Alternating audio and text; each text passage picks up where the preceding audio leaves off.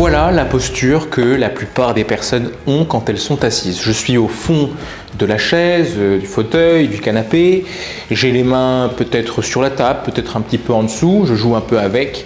Et au fond, vous voyez, je suis bien enfoncé dans ma chaise. Comme ça, j'épouse bien la chaise. Comme ça, je suis bien droit. Comme ça, c'est parfait. Ben non, ce n'est pas très éloquent que de se mettre sur le fond de la chaise. Ce que je vous propose, c'est d'avoir les fesses sur l'avant de la chaise. Pour cette nouvelle journée, on parle donc, vous l'avez deviné, de posture assise. Et de mettre ses fesses sur l'avant de la chaise va vous permettre de dynamiser un peu le corps. Vous allez retrouver ce qu'on s'est dit sur les épaules, ce qu'on s'est dit sur la tête.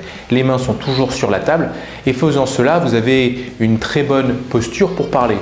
Parce que la posture que j'avais tout à l'heure, celle où j'étais au fond, c'est une excellente posture d'écoute. Or, dès lors que vous parlez, vous devez dynamiser le corps. Donc, je vais vous demander, dès lors que vous avez à parler en étant assis et que vous avez besoin d'impact, de vous rapprocher du public et de faire parler le corps avant de faire parler les mots.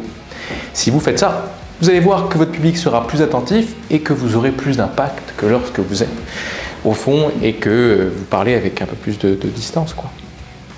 Donc on y pense. Aujourd'hui, on parle de posture assise. Essayez de dynamiser le corps, vous rappelez de ce qu'on s'est dit hier.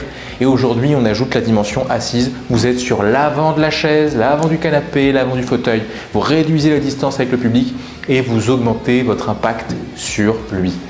Si c'est OK pour vous, je vous dis à demain pour parler un peu des mains. Et ça, c'est assez important parce que pour le coup, on ne sait pas toujours comment s'en servir.